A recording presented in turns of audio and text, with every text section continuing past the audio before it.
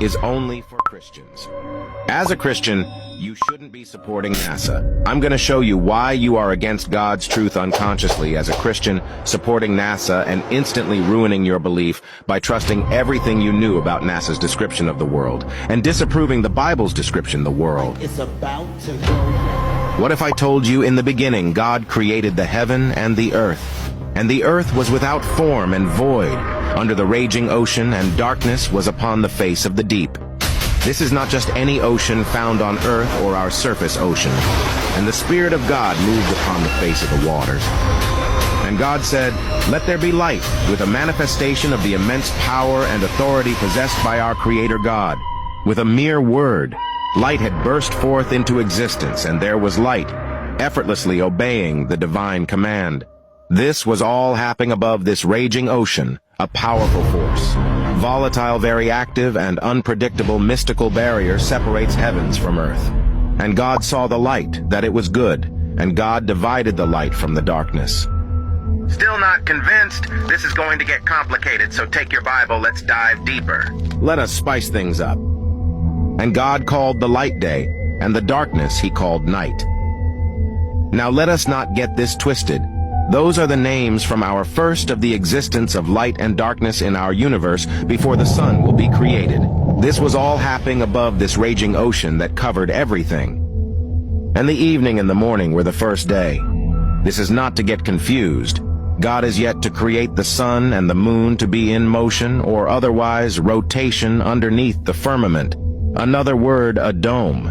Both sun and the moon were in motion before their existence in our world, in God's wisdom during the creation. Hold up. Wait a minute. Something ain't right. And God said, "Let there be a firmament in the midst of the waters, and let it divide the waters from the waters." This took place under the raging ocean, the deep. And God made the firmament, and divided the waters which were under the firmament from the waters which were above the firmament. And it was so. God created this indestructible divine glass. Since NASA always sends rockets that hit the firmament, the divine glass, and explodes to crack it after so many failed attempts.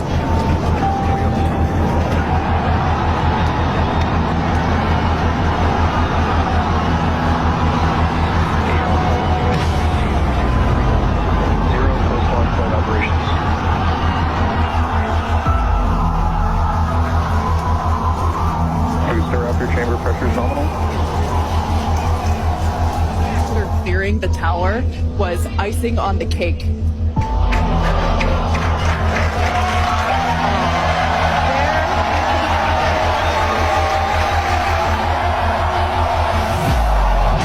I'm not accusing nobody, but clearly it seems like Elon Musk has been pretty open about his connection to the satanic world.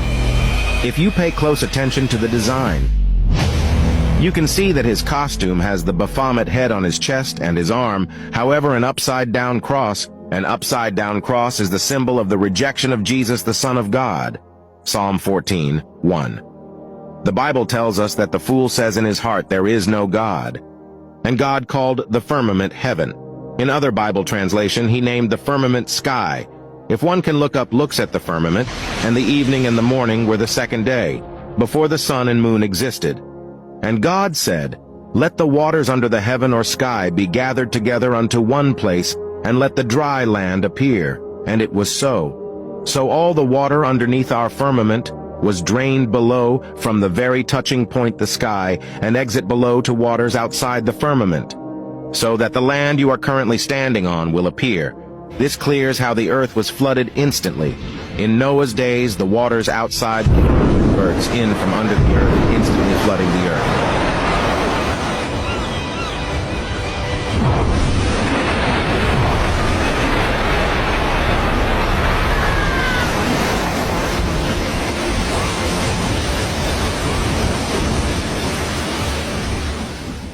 Don't take this great dome lightly. It's bigger than you think. It would theoretically just take about 45 hours for a standard passenger aircraft to fly across the Earth's surface edge to edge. That's 2 days of flight straight up. Period. And God called the dry land earth, and the gathering together of the waters called he seas. And God saw that it was good. And God said, Let the earth bring forth grass, the herb yielding seed, and the fruit tree yielding fruit after his kind, whose seed is in itself upon the earth. And it was so. And God said, Let there be lights in the firmament of the heaven to divide the day from the night, and let them be for signs, and for seasons, and for days and years, and let them be for lights in the firmament of the heaven to give light upon the earth. And it was so. All this happened before the sun came to existence and gave light, so it was dark. And God made two great lights, the greater light to rule the day, and the lesser light to rule the night.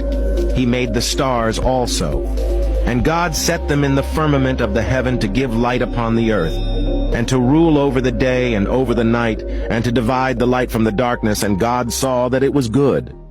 One more thing this half hour. There is a rare phenomenon happening right now across the globe. As of about 3 minutes ago, 7:15 Eastern Time, 99% of the entire world's population is facing the sun. That means we're all experiencing some degree of sunlight at the exact same time, either full daylight or, for a lot of other folks, twilight. If you look at the map right there, just the Pacific Islands and Australia, the Australian region, are fully in the dark. 99% of the world. And California. Poor California. Yes. You know what, though? What a cool phenomenon. The rest of the verse continues quite easy for everyone to follow. I'm hoping most all your questions I answered.